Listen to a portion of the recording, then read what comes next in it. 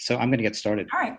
I want to say good morning. I'm Eli Nathans, member of the Washtenaw County Dems Programs Committee. And I want to welcome you to the Washtenaw County Dems monthly meeting. I want to point out to everyone, this meeting is being recorded, and we normally post the meeting's recordings on YouTube, not always all of them, to let people who could not attend the meeting learn from them. And I expect that will happen with this meeting as well. So the first part of the meeting will be devoted to some thank yous, both to volunteers with the Washtenaw Dems and going out to volunteers with organizations with which we closely worked over the past year.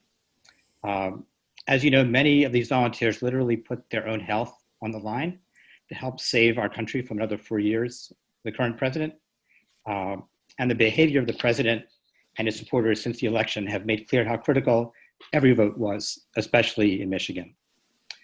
We were not able to include all of the organizations with which the Washtenaw Dems worked over the past year, and I want to offer the chance to continue these thank yous with other organizations.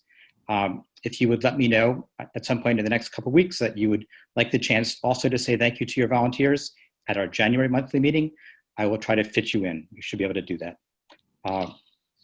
After this first half hour of thank yous, we will hear from Chris Savage, our chair, and then from several of our elected representatives. Congresswoman Dingell, Representative Felicia Brabec, and Representative Donna Lasinski will lead this part of the meeting. And then we'll also hear from Washtenaw County Commissioner Shannon Bieneman and Andy Labar. Thank you very much. And now we will start with POC leader Teresa Reed. Janet Cannon's also here. Teresa? Hey, everybody. Got my slide deck. Actually, I think Satish, you're going to have to take down the agenda. There we go. I'm Teresa Reed. I'm one of the vice chairs for precinct organizing. That's the end of the deck. Can we get to the beginning of the deck? I will try. Okay. Up. There we go. All right. So I have 5 minutes to thank 1,000 people. So I'm going to really try to talk very fast and probably trip over every other word. If you'd go down. Thanks. Next. So many people to thank in so little time. I'll just give a quick little sketch about how we reorganized the POC. We started in February. I found the date February 13th, building on the work of Jane Foreman and Catherine Delegates in 2016 and 2018. They did a fabulous job. Back in February, I and Janet Cannon and Steve Gutterman stepped up to chair the new POC and quickly organized it to different subcommittees with leads. So this is the POC Leads Group. We had voter mobilization, Sandy Levitsky, Ed Saunders, and Liz Schaefer. For recruitment, and our volunteer coordinator, Erica Terry, she was fabulous. For data lead, Dirk Mayhew and Jane Foreman. Training, Brian Greminger. Materials, pricing, and acquisition, which was a fun job, Steve Gutterman. And communications, the 3 co-chairs stepped up to do that. Next slide. Thanks. From my perspective, the big theme of 2020 overall was our success in building on progressive models and building progressive partnerships. Really, Ed Saunders and Sandy Levitsky were responsible for importing the structure initiated by the Voters Not Politicians group. We divided the county into the same 15 areas that VNP had, as indicated in these images. Next, Eli. And then we circulated a detailed job description for area captains, people to head up the volunteers in each one of those 15 areas. If you'd keep next 2 slides. So that is a long and detailed job description. And despite the length of it, every AC job was filled within weeks. And again, in part from VNP ranks. And I'm going to read these names because these people did really heroic work. Some of them with full-time jobs, some of them with kids at home during a pandemic. So this was not easy.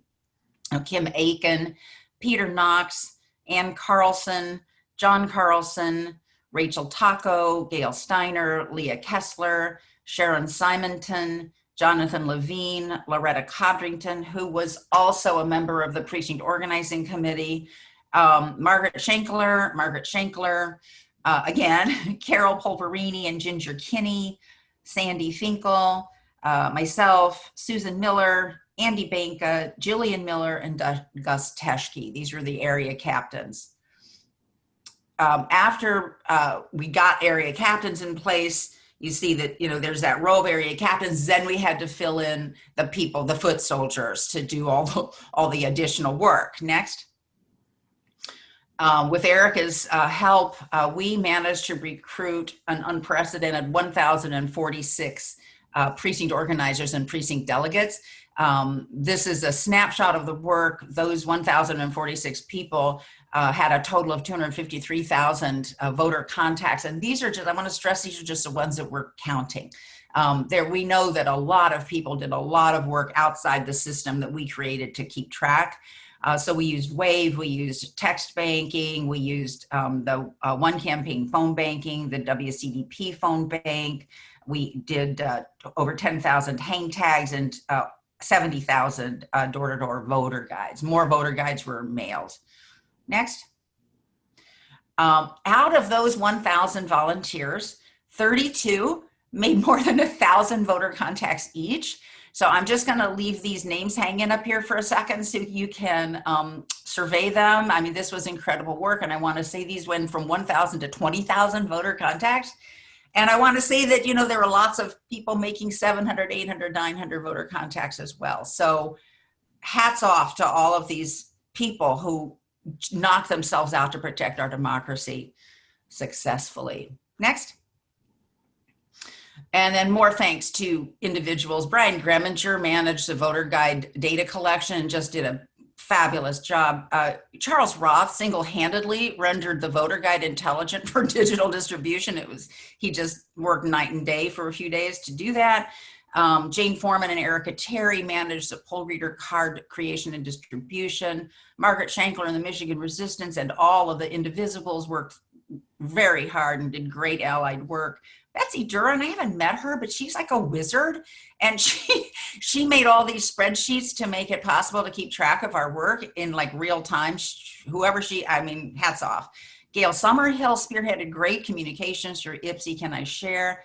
Dee Dee Massell spearheaded data collection for the Clerk Project, showing where ballot drop boxes were. Chuck Newman created Protectors of Equality in Government, or PAG, and We All Vote Every Time database, or WAVE, to support relational organizing. Desiree Simmons and the Interfaith Council on Peace and Justice. Lauren Sargent and the Bernie Group. Uni Krishnan and Sumi Kailasapathy, I knew I'd stumble there, created Neighbors for Democracy, organizing hard to reach voters in group living situations. I mean, this is just a few of the 1,000 people that I can name individually, but much, much good work. Next slide. So again, I'm going to start the way it began. The all-important take-home was that we are heading into 2021 with a much stronger internal structure and relationships, and much stronger partnerships with progressive allies throughout Washtenaw County than we had going into 2020. And that is a major accomplishment. So congratulations to everybody who worked so, so hard to make this happen. Last slide. Okay. Thank you. Great job, everybody. I almost got choked up there. Yeah, me too. Thank you, Teresa, Janet, and Steve. Greg Hafer, you're next. Hi, I'm Greg Hafer, Vice Chair of Communications. I just wanted to thank all of the people who helped on individual projects over the past few months, and even before the election, over the past 2 years working on things that we still use today. A lot of people have come and gone because of the pandemic and because of the election. Jim Johnson's still sticking with us, so that's pretty awesome. But the biggest thank you I wanted to throw out there was to Janet, Janet Cannon. She has been incredible in her role as both the vice chair of the precinct organizing committee, but also continuing to do so much of the work that she was already doing when she was the vice chair of the communications committee, and being able to merge those two roles together so seamlessly, and utilizing our website and our newsletter, and taking the responsibility of running Facebook. She basically was 3 vice chairs because she was doing social media too. So I had to say that. I had to get that off my chest. I had to let everybody know, like, Janet was doing way more than just precinct organizing. So thank you so much for that. That's really all I wanted to say. But moving forward, lessons learned, if we can pick up on that theme, if anybody else from precinct organizing or any of the other committees really wants to get involved in communications going forward, please reach out to me. We run the website, the newsletter, the Facebook, Twitter. What else do we do? A lot of the print materials that go out all year round, all of those different communication aspects of the party are done through the communications committee. So that would be awesome. You can email me at communications@washingtonadems.org. Thank you so much, Greg. Yep. Next up, Rayanne. Yes. Can you hear me okay? Yes. All right. Starting just after the 4th of July through November 17th, we staffed the office in Ypsilanti. And from that location, we sold more than 5,000 yard signs. We had very strict cleaning protocols, and none of us got COVID-19. We could not have been successful in this way without the efforts of many people, and I'm going to read the names. Although I thought about this, the names to me also, I can see the people in my mind as I read their names. First, thank you to Doug Scott, because he requested from Erica Terry that she seek new recruits to staff the office. And Erica did that, and we got just a wonderful group of people. Our newest volunteers were Fred and Ann Cormack, they were the ones who picked up the yard signs in Detroit and delivered them to the Ypsilanti office, and they did that many times. Christine Boltz devised posters. She's still doing that for us, and button art. Sharon Guyton and John Hunter made a whole lot of buttons. Courtney Lambert covered the board for button display. Francesca Ziza Lawrence, in addition to staffing the office, does help us with, does participate in the Park Ridge Community Center Zoom sessions. Kim Soroka gathered voter information sources. We had a great Friday morning trio of young women, Beth Gear, Michelle Davis, and Lisa Inouye. And wait, there are many more. Danny Hoover, Christine Rogers, Lisa Murphy, Laura Brubaker, Denise Jennings, Teresa Maddox, Colleen Ward, Jan Greiker, Jill Beasley, Linnell Harrison, Molly Green, Cheryl Sabilski, Ann Colvin, Brooke Bonilla, Jake Carwell, and John Reeder. We also had several of our veterans who either staffed the office or did something else to support us. Joyce Olmsted, Mamie Rudd, Stu Dowdy, Barbara and Jeff Duncan. Lynn Rose did not work in the office, but she set up a table out in front and got a lot of people who were driving along Michigan Avenue to turn in and buy yard signs. Caroline Taylor and Jeff McGrew got a sign made and had it installed above the door. Barb Hall helped with painting and devising new curtains. Elaine Snyderman called people on lists of reservations for signs, and a couple of times we had up to 15 pages of people wanting signs from us. Rita Mitchell is our Sign Up Genius administrator. We also provided help to a couple of other committees. We had a group of people that packed rubber bands into little plastic bags so that the people distributing the voter guides could put them around the guide and hook it to doorknobs. So there were 7 people that, or groups, teams of people that did this. Gordon Coper and his daughter Angela, Ellen Gorbety, Debita Graham and her son Robert, Helga Haller, Marie McGonigal and Linda Odette, Leslie Rosenwasser and her granddaughter, Eliza Wilson Powers and her daughter. And then the other thing that we helped with was to clear out the downtown Ann Arbor office, which was formerly the Bloomberg campaign office. Sue Schmidt, Andrew Grote, Teresa Reed, Denise Jennings, and Cheryl Sabilski helped with that. Cheryl also tracked down the water service because there was a dispenser and empty containers left from the Bloomberg campaign, and she figured out who it was and got that person to come pick things up. Finally, I want to thank my co-chair, Susan Basquette, whose experience and decision-making skills are always valuable. And she usually says things much more succinctly than I do, but I'm the one that read this long list. So anyway, we first worked together on a food prep team for the 2018 gala dinner, and that made a sound basis for us to be co-chairs for administrative affairs. Once again, thanks to everyone, and I might have left someone out. If so, I'm sorry, but I thank you anyway. It has been tremendously satisfying to work with all these people, and we hope to retain a number of them into 2021. Thank you. Thank you so much, Rayanne. Loretta Codrington.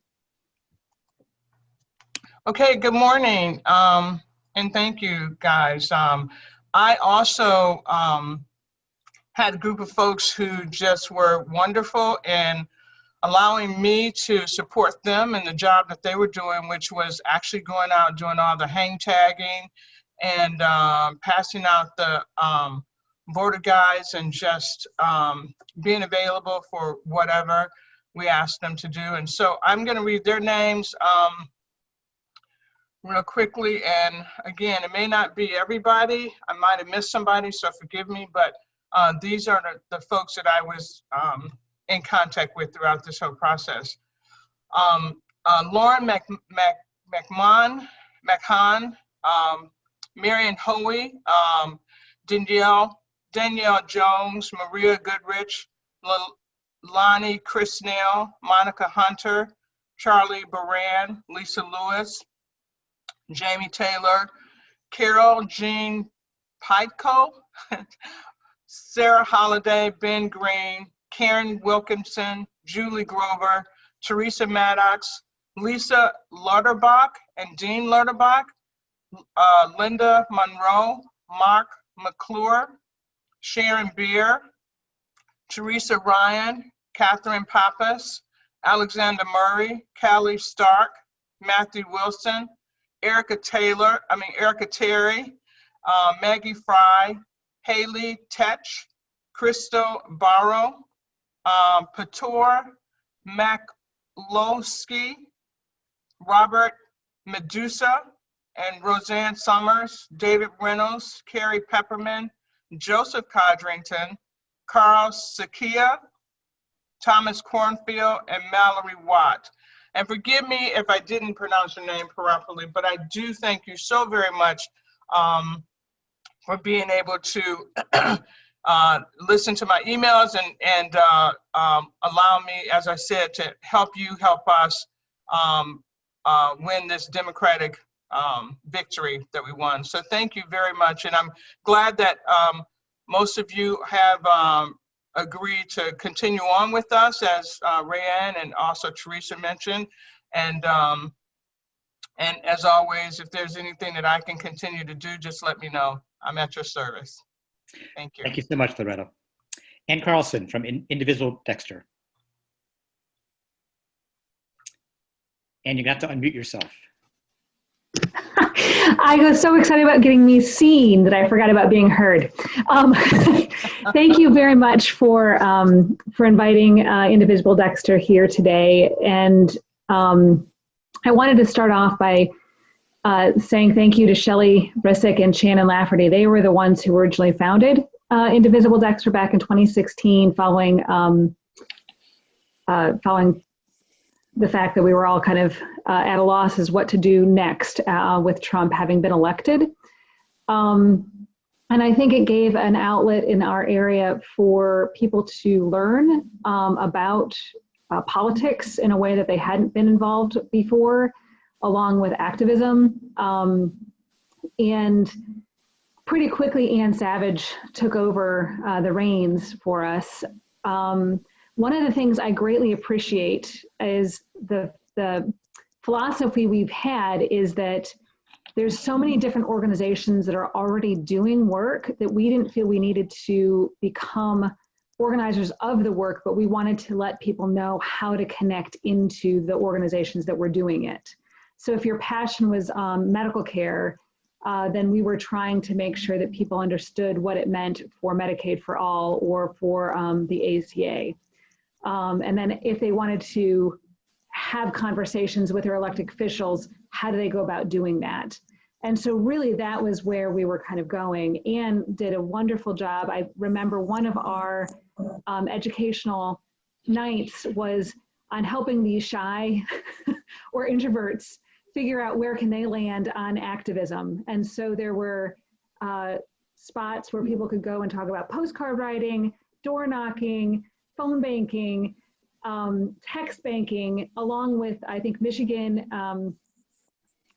Resistance was there. We had several other organizations that were doing some of that work so that people could have a chance to step beyond their comfort zone, but become more comfortable with it and that idea. And I think that helped lead us really well into the 2018 and of course into 2020 election season.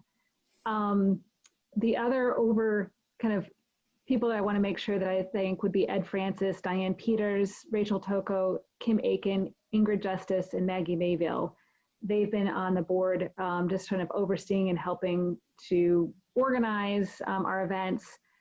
I would be at a loss if I did not say thank you to Jolly Pumpkin in Dexter. And so I know right now with the pandemic and they have helped us. They have provided a space free of charge for 4 years. So if anybody thinks they'd like to have a meal or beer and take it out, please hit up the Jolly Pumpkin in Dexter because they've been fabulous from the get-go. I also want to call out one other member, and that's Jim Mccarver. On election day, he single-handedly organized the outreach specifically to Dexter. He took on finding all of the voters who had not been registered, like had gotten an absentee ballot but hadn't turned it back in, and was in the process of using texts, phones, and quick door knocking and organizing the POs and having conversations with the individuals who are at location to be able to say, there's no wait right now, please go in. His goal was to get over 90% compliance with turn back in for the Democrats, and I'm convinced he did that. So that was all his motivation, and I greatly appreciate watching the passion of everyone that's around me. Thank you again. Thank you so much, Ann. This gives us all food for thought for next time. Sue Haddon, Indivisible, Ann Arbor. Hey there. My name is Sue Haddon, and I'm a member of A2D2, which is Ann Arbor Indivisible for Democracy. Thanks for the opportunity to thank the many people who have worked so hard over the past 4+ years. And I'd like to apologize in advance for anyone or any group that I miss. I'm a big fan of Grace Lee Boggs. And a quote from her is, "We never know how our small activities will affect others through the invisible fabric of our connectedness. In this exquisitely connected world, it's never a question of critical mass. It is always about critical connectedness." So on behalf of the A2D2 steering committee, I would like to thank the WCDP for creating the quilt that connects many of the groups in this area. I'd like to thank some of those groups which have already been thanked, but PEG, Chuck Newman and Protectors of Equality in Government, Michigan Resistance, AAUU Civ, We Rock, We the People, IPSI Can I Share, ICPJ, Washtenaw Action Council, Voter Access for All, CREW, the Citizens for Racial Equality in Washtenaw, and the Indivisibles, Ann Arbor, Dexter, Saline, IPSI, and the statewide Indivisible Michigan. I feel like we've all complimented and challenged each other to get the work done. We'd also like to thank Chris Savage for your party leadership and hard work. Can't even imagine how much work all you guys put in. Donna Lasinski was at our very first A2D2 meeting, and she has been supportive and just a guiding force since the very beginning for us. We appreciate Donna's efforts to flip the house and all the help that she's given us along the way. And then also we'd like to thank Rena Bash. She's been just a willing resource on a wide range of topics and issues, and she's always been there for us. I know I'm missing somebody. Lastly, we'd like to thank the members of A2D2. We have worked together both shoulder to shoulder and from a distance, and your efforts have made us proud to be part of A2D2. Thank you. Thank you so much, Sue. Cheryl Sobilski from Michigan Resistance. You're up. Cheryl? All right, I'm going to move on to Jennifer Fairchild.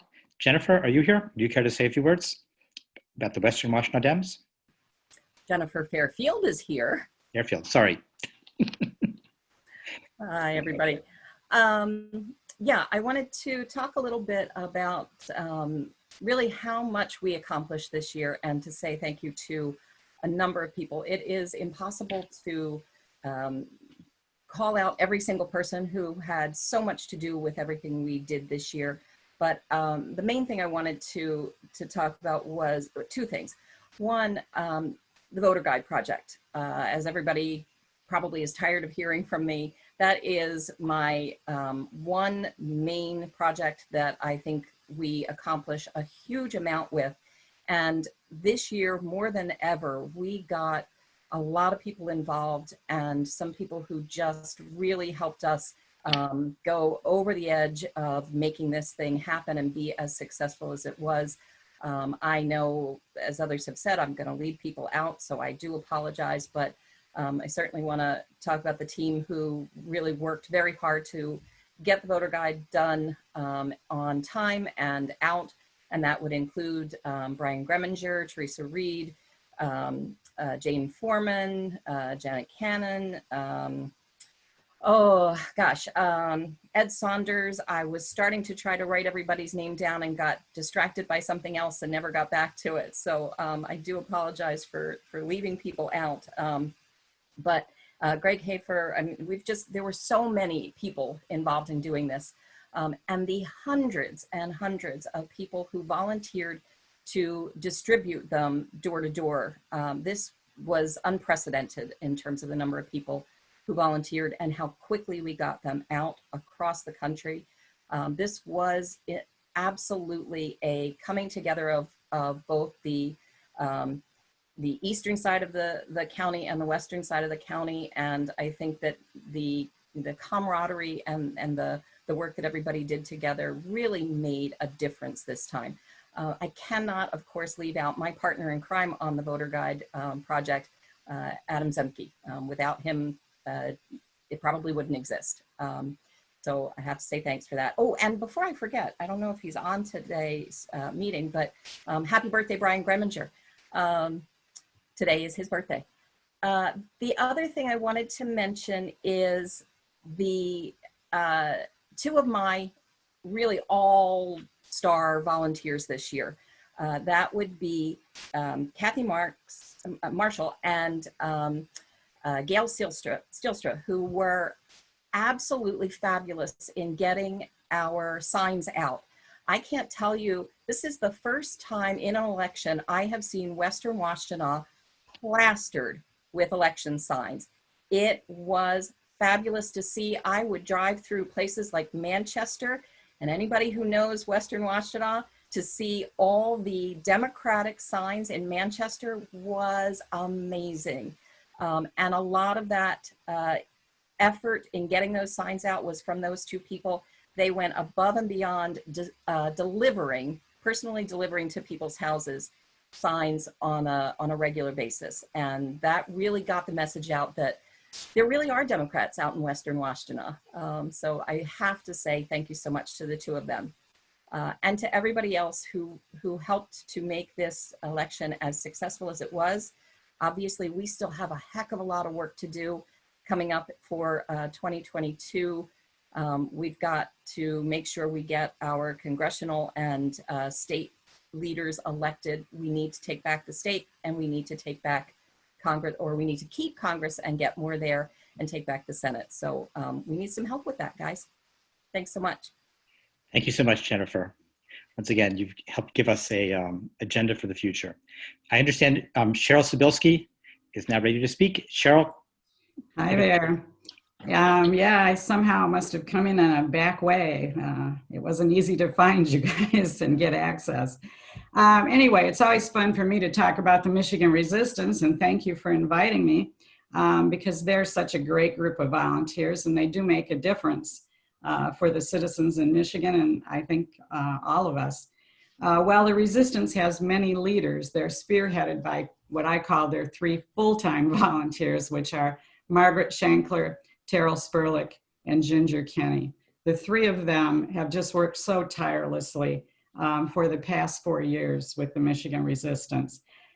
They came into being after the 2016 presidential election and have been consistently doing person-to-person phoning and texting, using a total of about 200 volunteers that have sort of ebbed and flowed through those 4 years. The group gathers on Monday evenings and Tuesday afternoons here in Washtenaw County, and on Wednesday evenings in the Flint area. So they see themselves as a little bit broader than just the county.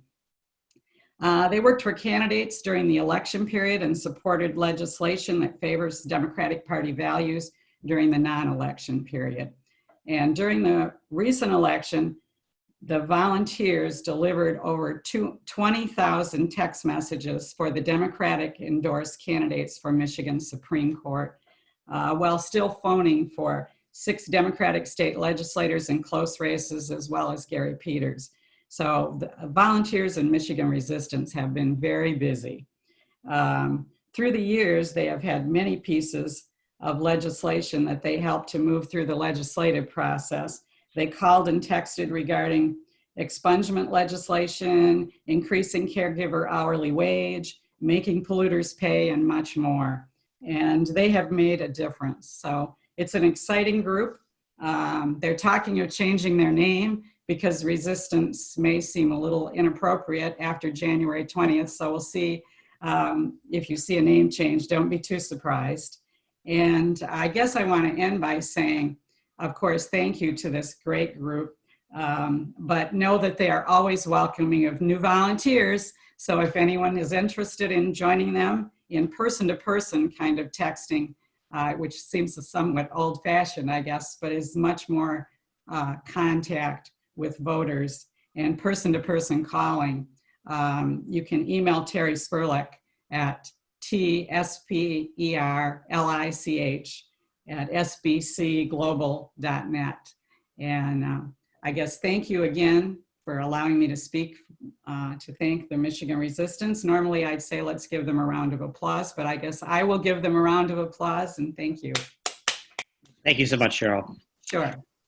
Next part of this meeting is Chris Savage, Chair of the WCDP. Chris? Good morning, everybody. Thanks for joining us. I would love to just have had running commentary throughout all of what we just heard, because it was just such a gratifying year, and to have done had all these accomplishments during a pandemic is just nothing short of miraculous, in my opinion. One thing I wanted to highlight was Ann Carlson's shout out to Jolly Pumpkin. They have also hosted Washtenaw County Dems meetings over the years. And Chef Maggie Long there is just a tremendous chef and a tremendous manager, and they are very supportive of progressive groups. So if you are looking for a place for a really excellent meal, and it's unusual, it's an unusual menu with really amazing things on it, highly recommend doing some takeout from Jolly Pumpkin here in Dexter. It's been fun to watch everybody else struggle with names and things. That's usually my job, is to mess people's names up. So everybody else is feeling my pain this morning. I would like to just give a shout out to all the leaders that we just heard from and the rest of our executive board. They do an amazing amount of work every single day behind the scenes. A lot of it not really particularly noticed, other than you just see this very professional facing organization that is the Washtenaw County Democratic Party. So as you are sitting there with your cup of tea or your cup of coffee, please raise a glass to the leaders of the Washtenaw County Democratic Party. They're just amazing people, and it is 100% a volunteer organization. There are other county parties that have paid staff.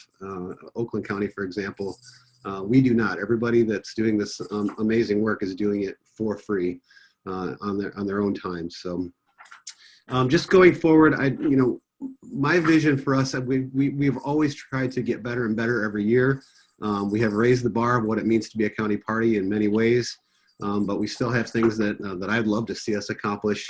And we just picked a new county committee, formerly known as the Executive Committee, a week or so ago, and they will, in about 2 weeks, they will choose our next executive board. It will be trimmed down a little bit to manage it a little bit based on the bylaws that we just passed last month. But I think the vision that we have going forward is, collectively, those of us who are still on the board, or who are on the board right now, is to just continue to improve. And some of those things would be, for example, us taking a more proactive role in letting people know that their MVP memberships are expiring so that they can renew those so that they are eligible to vote in all of our meetings and simplify that process. The MDP doesn't do that right now. They don't send out reminders. So that's something that we could do. We could pick up and do a more comprehensive job on. Candidate recruitment is something we really don't do a heck of a lot with in Washtenaw County Democratic Party. I've always said, well, we have so many Democrats in Washtenaw, we don't have to. But the truth of the matter is you get out into the rural areas and the smaller towns and stuff, we do need to have the recruitment of good, solid Democrats out there. And we do have races in Washtenaw County where no Democrats are on the ticket. So we need to be filling those slots with Democrats and making sure that people are challenging Republicans and making them spend their resources and giving them a run for their money. Speaking of rural, I think that's another area where there's going to be a lot of focus both in the Washtenaw Dems and in the Michigan Democratic Party as a whole. It's very difficult with the broadband issues that we have to reach people digitally in the rural areas. And during a pandemic, in some ways, that's the only way to reach people. So, that is a real challenge that we need to step up to and adapt to and figure out how to handle that. It's a lot different to canvass an apartment building in a city than it is to canvass a country road where the driveways are a quarter mile long, and I think those of us that have attempted to do that have done it on their bicycles or in a car, but we need to be thinking about how do we reach people in the rural areas where they are so that we are getting our message out. And then the final piece that you're going to be hearing more about over the next year or two is something called deep canvassing, where we are out in the communities having real conversations with people once we can start meeting in person again on their doorsteps and just really, asking questions and listening and getting answers to things that we don't necessarily always approach people on, and making sure that, people understand that the Democratic Party is here to be an advocate for them and to understand what their issues are and so that we are advocating for the right things. So these are the sort of visions that I have for the future, and I just could not be more proud to be part of an organization that's done the amazing amount of work that we've done and had the results that really do speak for themselves. Okay, so with that, I'm going to turn this over now to my and your favorite member of Congress in Washtenaw County, Congresswoman Debbie Dingell. Debbie, you'll need to unmute yourself. Okay, thank you, Chris. Can you all see me? Am I there? Yes. Okay. We can see you and hear you. All right. Hi, everybody. It is good to see you on this Saturday, where I hope everybody is staying home.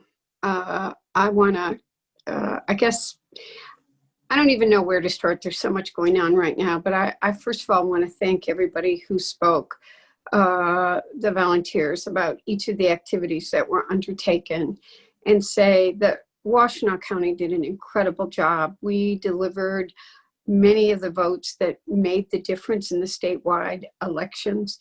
I'm pretty frustrated because I'm still trying to get all the numbers, because the Trump people have tried to cause a lot of problems. We don't have all the numbers yet that we want to just do the deep dive. But Washtenaw did an incredible job, and I want to thank every single person for everything that you did, and how lucky I am to represent a significant part of Washtenaw, and how great all of you are. Having said that, I will admit, you all know I can get frustrated every now and then, said to people, it's been a month. I need to see these figures. So I still don't have the final figures for Wayne County, to be perfectly frank, but I had told the Biden people that we needed to focus on downriver, that I wanted to push, I don't know, I think I've said this in different meetings, but that in 2016, Monroe County was the county that had the biggest swing in the country, going from a +3 Obama to 22+ for Trump. And that I wanted to push Monroe County back to Ohio and convert the downrivers and bring Monroe back. That didn't happen. And not only did it not happen, but it's still really concerning when you look at the numbers. Donald Trump, and if you were downriver, by the way, You saw the signs. Signs don't vote. I know everybody tells us that, but they send us a message. And Flat Rock, Gibraltar, Trenton, Groseal, Huron Township, Sumter Township, Southgate, and others all still went for Donald Trump. So Washington County is a critical part of the 12th district, but the 12th district, and we're also, by the way, facing a first real nonpartisan redistricting. So we're not sure what any of the districts are going to look like. But Washington County has been part of the 12th and knows people in the downrivers. And I really want to encourage all of us as we start to put out a 2-year strategy. We probably won't know, especially because of the way the Trump administration has handled the census numbers and the manipulation of numbers and not trying to do a full count.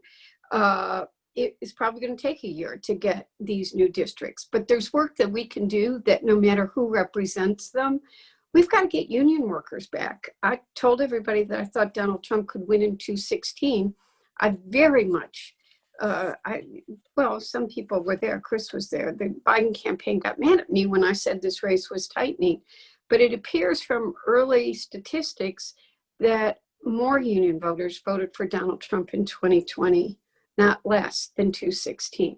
So we need to, I'm saying to people, let's not point fingers at each other. Let's try to understand why they did, and let's put together a battle plan that helps bring home some of those people that used to be very strong Democratic voters. And what are we not talking about? What are they concerned about? And I do know, quite frankly, what a lot of it is. Their tabletop issues when they go home at night. They're worried about their jobs.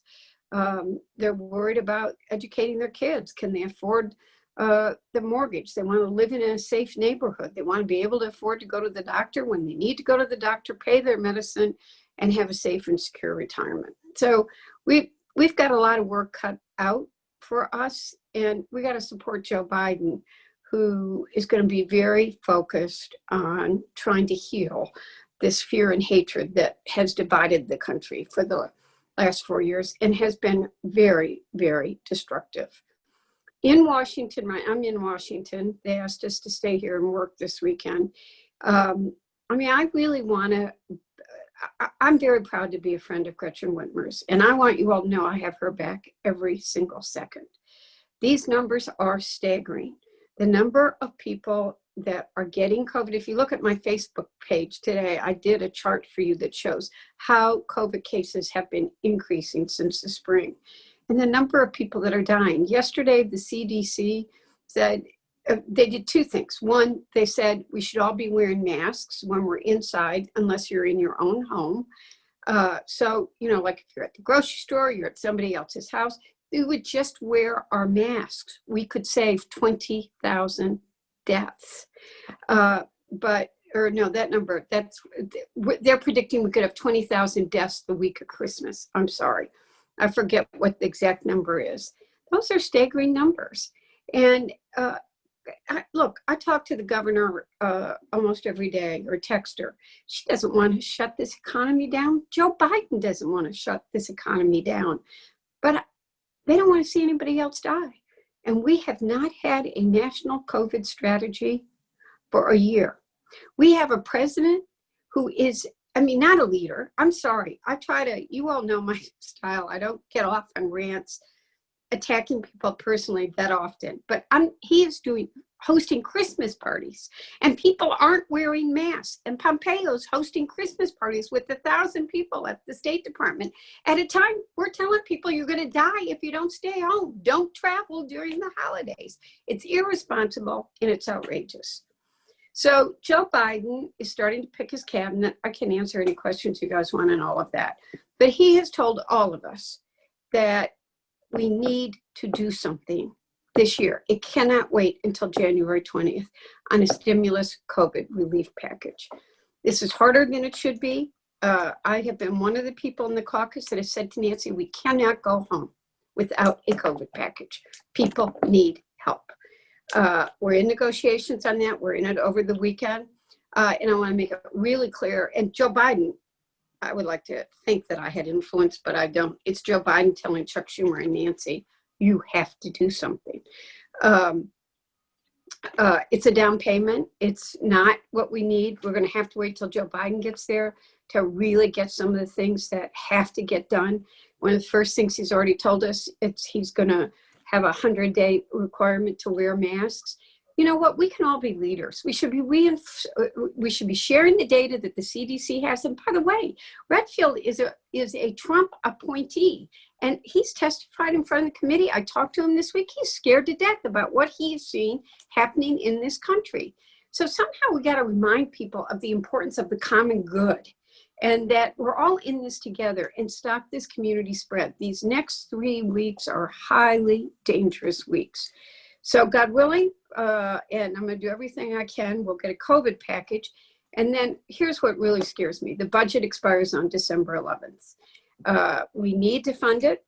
I do believe that the Republican senators and the Republicans in the House as well, but we're all in agreement we cannot shut the government down. Unfortunately, there's one person that has to sign the bill. And I think he's a crazy man. I no longer think he's sane. And he is threatening sometimes, some hours, we all know how he is, he's never consistent, that he may veto the bill for some reasons. So the most important thing I've got to do in the next week is work with my colleagues to make sure we don't shut the government down in the middle of a pandemic.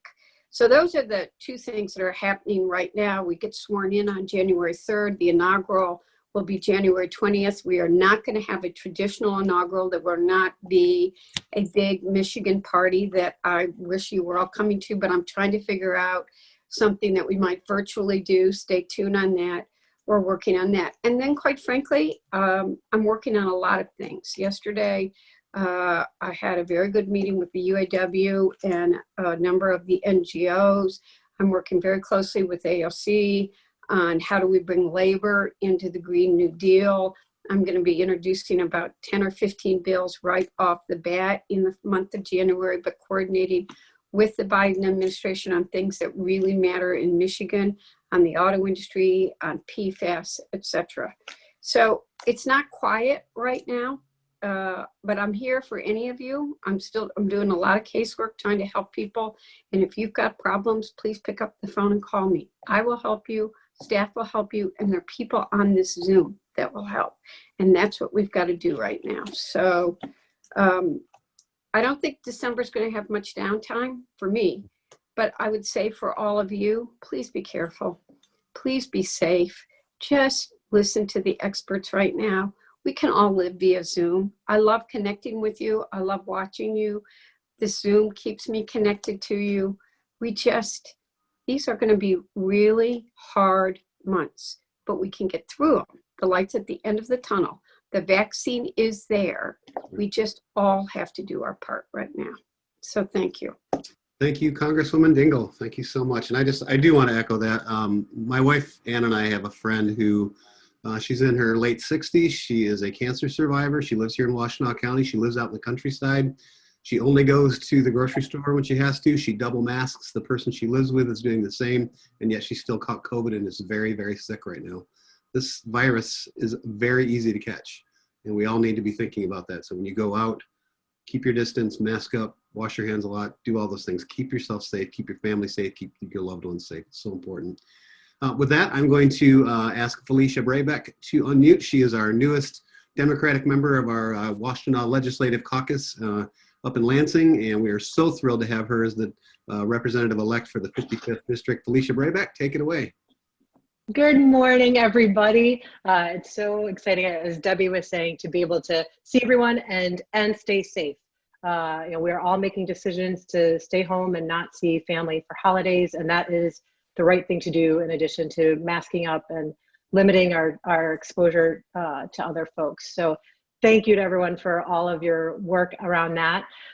When Eli was sharing with me about the agenda for today and really talking about the election and what we've learned and kind of some of the things that we're seeing, I sat down and was just really brainstorming some of the things that I was thinking. And number one, I wanted to thank everybody personally for all the support I'm really excited to be able to join Representative Lasinski and our other fellow representatives in Lansing to do the good work for all of you. And so I'm grateful for all of you for your support. But I also want to talk about the incredible work and organization that everybody did, to be able to deliver the state Supreme Court. And there's so many folks who went out and helped other candidates as well, and that all makes a difference. And so I feel like this election cycle was unique in some ways. Number one, we had a lot of energy coming out of the midterms. And so that energy, I think, really bolstered us in terms of not getting down and really being energized to push out and help other folks. I also, we saw that also meant that Republicans were energized as well, and being able to look at the numbers, and Debbie mentioned this, their performance, Republicans' performance, was much more than we anticipated. And so we have to remember that, although we were energized, other folks were energized as well. And that's important to remember. Part of what I worry about is that the model of partisanship has become more and more prevalent and divisive.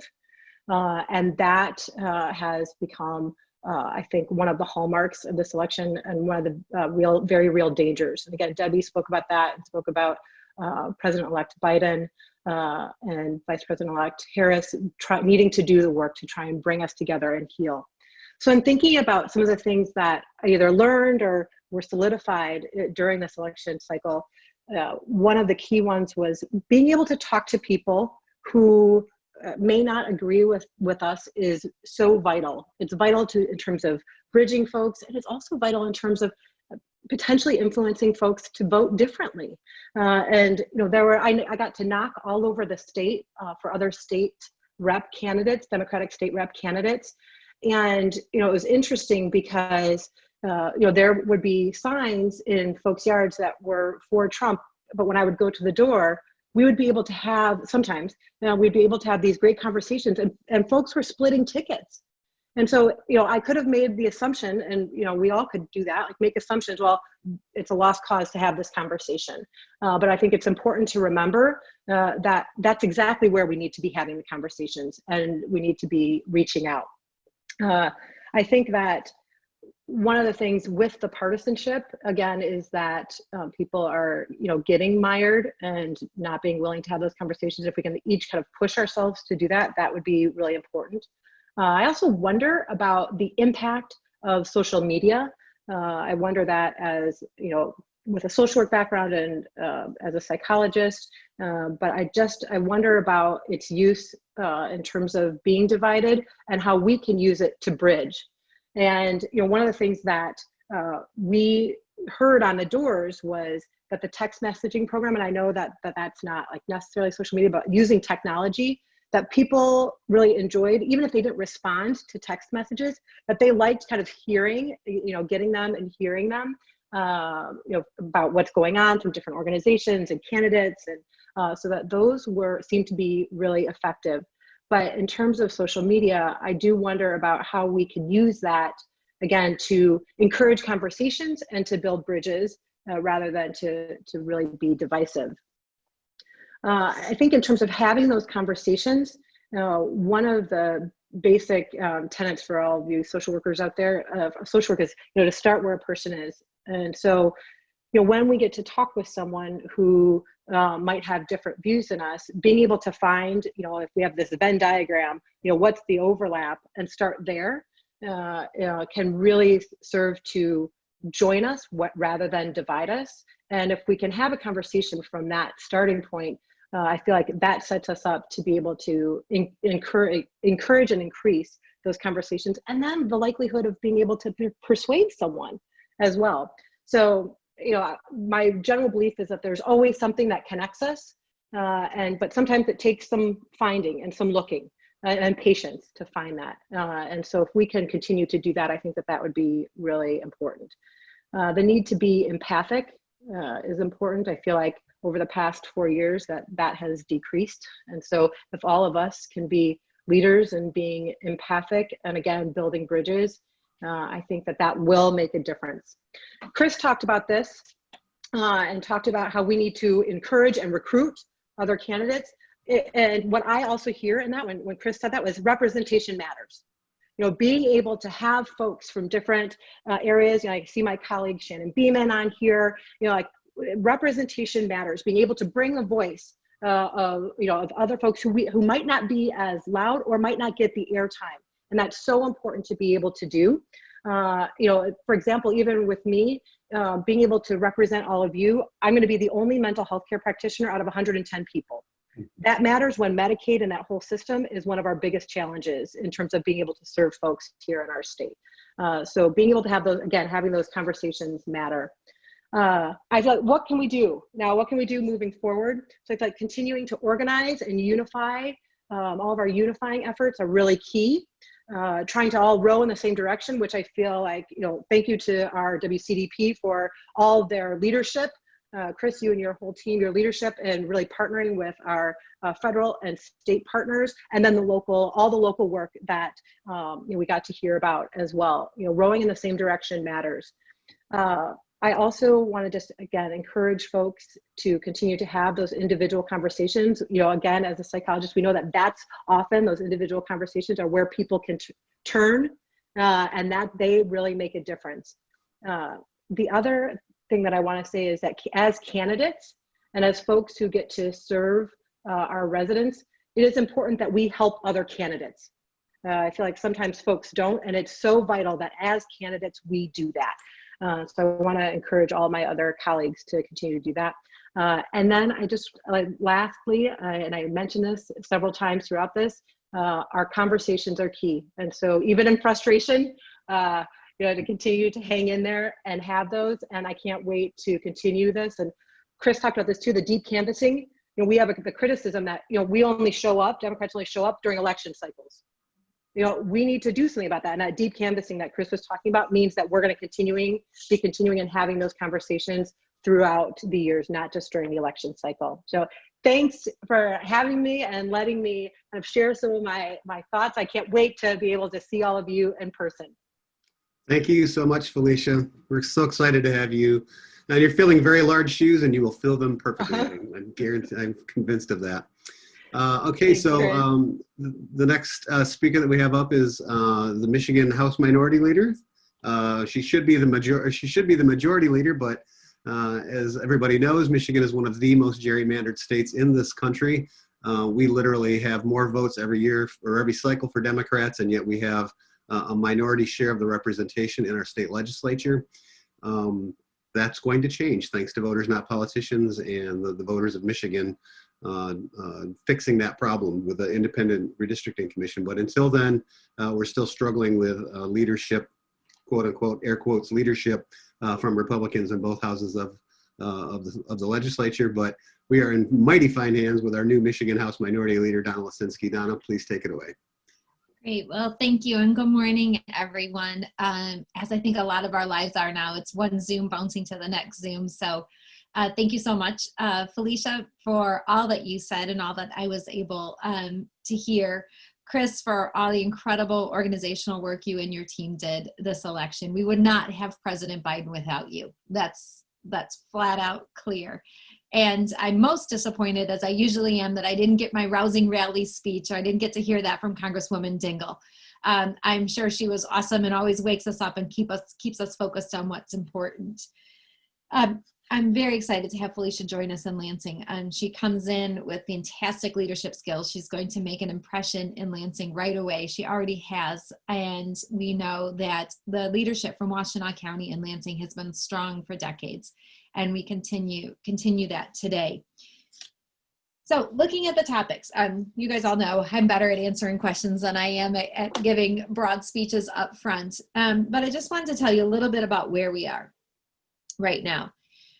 Unfortunately, from a number of people's perspectives, and we particularly heard a number of those perspectives Wednesday night in Lansing with Giuliani coming in for a mock trial, the clown circus, all the other adjectives that you can layer on there. for a number of people, the election is not over. The election is over. President-elect Biden will be inaugurated in January. But I think that feeling on a number of folks' hands that the election is not over really points to the divide that Rep-elect Brabec was talking about, and how different our perceptions are of the world and what's happening, and how news sources play into that, how the circles and the people we talk to play into that, and how it really is pervasive. And I was struck the other day, I was actually on a national call about QAnon, and I'm sure we've all heard those words and have heard that name. And what it was talking about and what it was highlighting was the way people hear a story. So I heard the story, right? We all heard the story. There's a pizza joint, and it's where, you know, candidate Clinton is running a pedophilia ring out of and selling children. I heard that story and went, that's ridiculous, and moved on. But a lot of other people heard that story and said, that's exactly what I thought was happening, and I know that, and grabbed on it, and from there become the roots of this. What's really dangerous right now is that it is so hard for us, quite frankly, to sometimes see and hear what we view as ridiculous statements and understood that they're heard as valid, as that was to be expected. That's what I expected out of that person, those types of statements. And so to have that on full display in our Capitol Wednesday night was jarring for me. To have it in the committee room where I have sat as minority vice chair for 4 years, and to see at the table where I have spoken with people, falsehoods just spewing one after the other. I believe it was a disgrace to the institution. I believe it is a black mark on our Capitol. I believe at some point it will be something, I hope, that folks look back at with shame and with disgrace, that was allowed to happen and to move forward. The fallout from Wednesday night is what I spent a lot of time on Friday. And this again kind of speaks to that. How do we speak to other people? How do we interact with other people? And how do we persuade and talk? I can't tell you how heinous, disgusting, and shameful the threats to the 3 members that were Democratic members on that committee have been, particularly to our representative out of Detroit, Representative Cynthia A. Johnson, who was the only woman on the panel that day, and was also the only black woman on the panel that day. The way that the chairman of the committee reacted and worked to control the crowd was distinctly different. One, between when a Republican and a Democratic member of the committee spoke, but 2 in particular with Representative Johnson. He did not attempt to control folks who were in a legislative chamber from hooting and hollering and behaving in a way that was completely disgraceful. He was very permissive of that when it came to my colleague from Detroit. It's hard. It's really hard, and I'm going to say that. I think a lot of what Representative Brabec spoke about for me in this moment remains aspirational. It can be very hard when I've seen a colleague treated like that, when I've had the Michigan State Police and our House sergeants read to me yesterday because they wanted me to understand how heinous these threats were and the comments that were being made. It's not even racial undertones. It was pure racism with the ugliest terms you can imagine.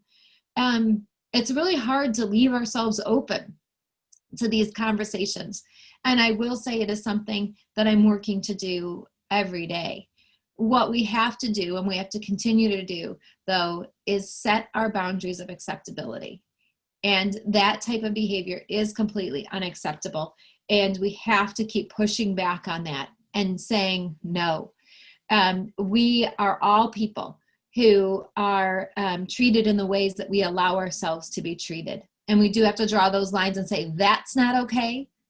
But having this civil discussion, this is where we're good. And continue to move towards that and to hold folks accountable, quite frankly, for uncivil behavior. So I will say that's the world I've been in for the last 48, 72 hours.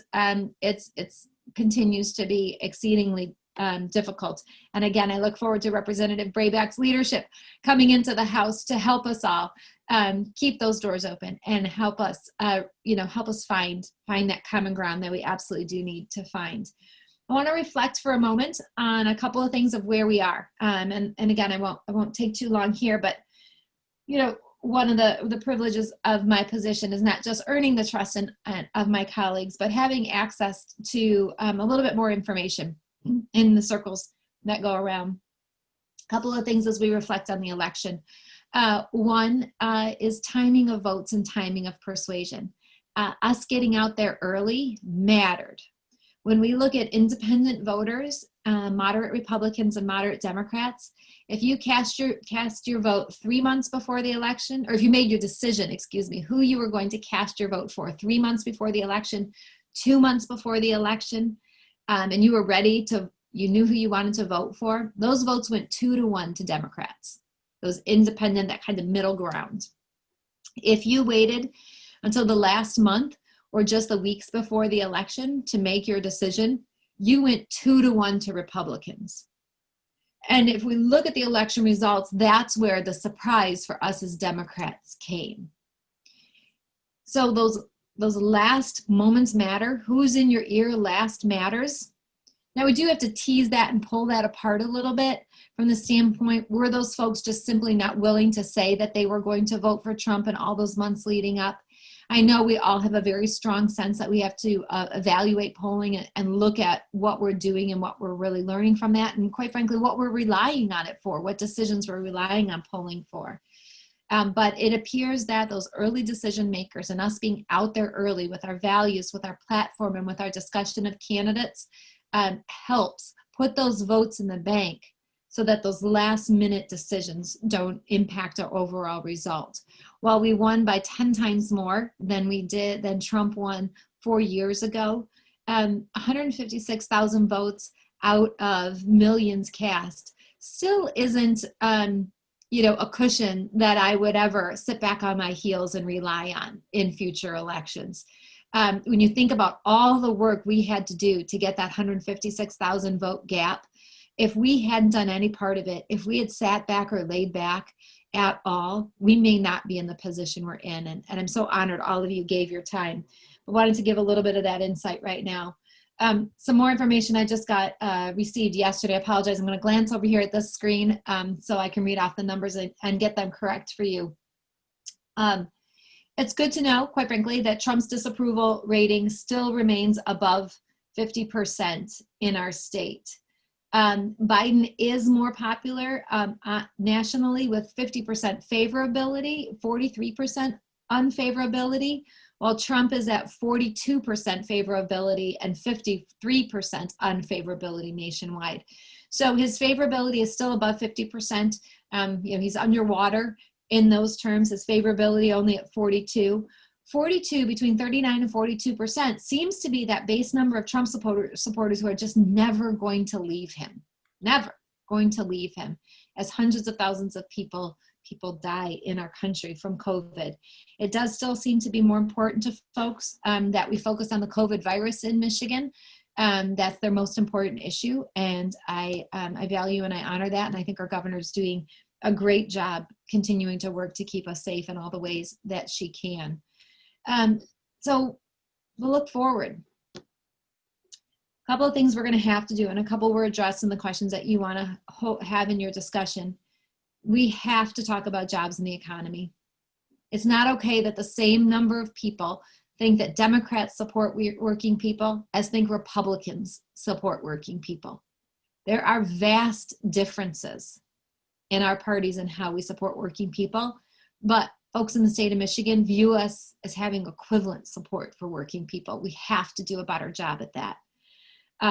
Looking forward, we need to talk to more people all the time. We've fought very hard, and I will say spending all the money and the time that we did to fight to a draw in the state house, I'm not going to say I didn't have some dark days. I'm not going to say going back to Lansing and being in the minority was not gut-wrenching for me.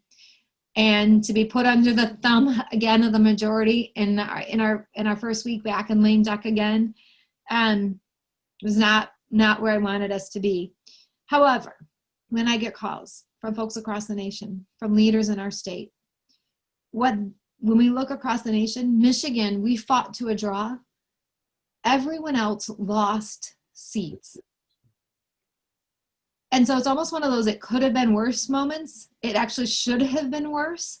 We outperformed Biden with our state house candidates in a number of places by 5 to 6%. And that's what we had to do to hold the Democratic seat, not to win a new one. Just to hold a seat, we had to outperform Biden and outperform Peters in a number of our state house seats. When we look across the nation, key chambers that were ranked higher than us for the ability to flip, there were top 5, lost state house seats. At the congressional level, we lost state house seats. So, or we lost seats in the House of Representatives. For us to fight to a draw, we are being held up as a shining example of what hard work can do when an unexpected red wave comes at you. So again, I honor and I'm so glad for the work everyone did, even though it didn't result in the outcome that we wanted. It resulted at us at least being able to fight to a draw in the state of Michigan. Then next, I saw a little quick thing pop by. Our state legislative sessions recorded. They're broadcast live. I've never gone back to watch one. They may be.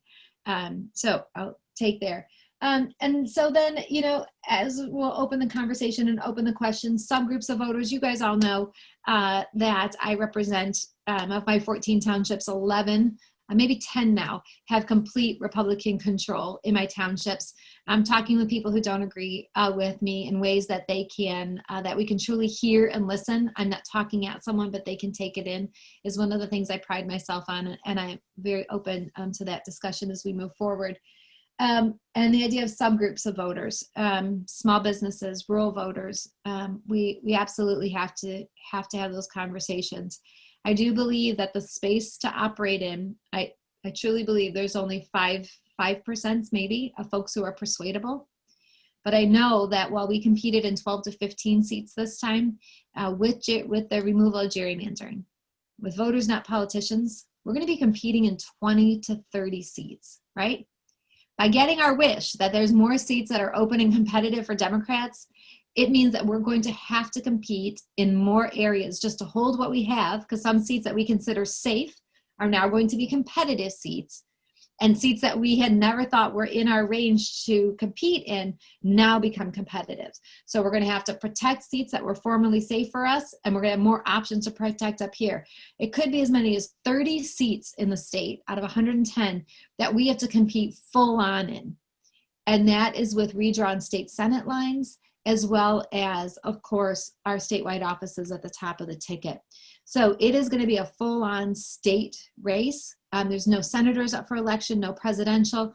We will have some Congress people who are running for re-election, but for them, it will all be their third re-election attempt. So it should be much smoother there for them. It's going to be statewide focus and all of us working together. So with that, I will end. And again, with many thanks, with much gratitude, and anxious to have the discussion. Thank you very much, Representative Lasinski. That's awesome.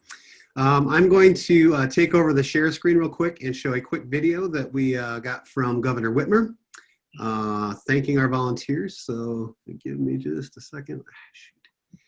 Hang on a minute. I gotta bring up. Come on. Sorry. There we go. There we go. There we go.